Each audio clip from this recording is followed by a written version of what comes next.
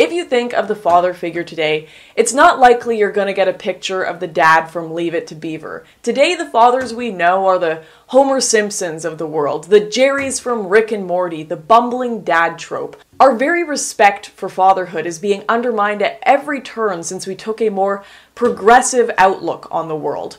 While single motherhood is praised, even subsidized by the state, the feminist movement pushes a view of men as patriarchal abusers of women, and even portray them as a domestic threat to their own families.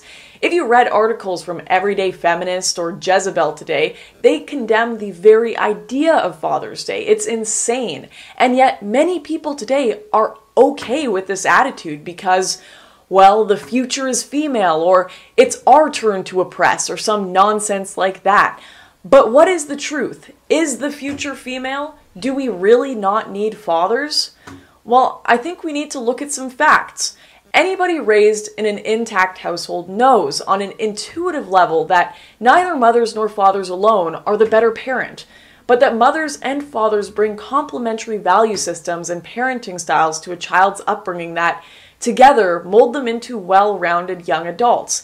And that's not just me making stuff up. Extensive research on the 1 in 4 children raised without a father in the US really does speak for itself. Psychologist Jean Piaget, as well as the more recent Dr. Jordan Peterson, note that childhood play is integral to proper social development, and on average, fathers are much more likely to play games with their children than mothers are. Games that teach their children boundaries, social rules, competition, and negotiation.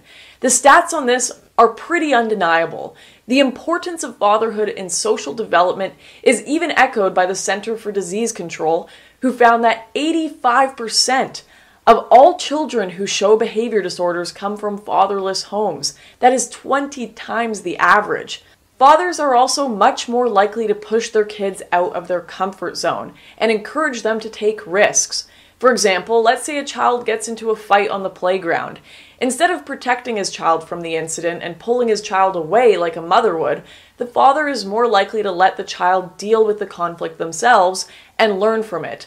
This parenting attitude ensures a competent child that is able to confront difficult situations and act effectively and with confidence in such circumstances. And contrary to popular belief, fathers also play a large role in the development of empathy in children.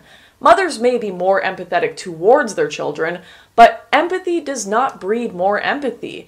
And when mothers, although with good intentions, overly empathize with their children without a less empathetic father around to even it out, she teaches her children only to think about themselves and their own interests. She makes them self-centered, narcissistic, and unempathetic. And you know, I can't help but think as I go through the character of the fatherless child that I'm describing every crazy entitled college progressive ever. Socially maladapted, non-competitive, incompetent, self-centered, and narcissistic. It's a very unfortunate mix, but it really does come as no surprise. And what's worse is that these deeply damaging effects of fatherlessness don't end with just creating annoying social justice warriors. 63% of youth suicides are from fatherless homes. That is 5 times the average. 90% of all homeless and runaway children are from fatherless homes. That is 32 times the average. And 71% of all high school dropouts come from fatherless homes, 9 times the average.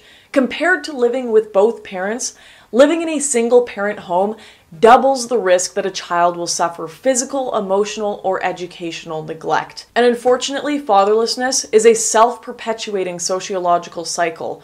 Boys who grow up without a father figure are more likely to emulate peers as their male figure, which leads to low academic achievement, substance abuse, promiscuity, and eventually an out-of-wedlock child, which usually ends up being a child raised in a single mother household, and the cycle continues.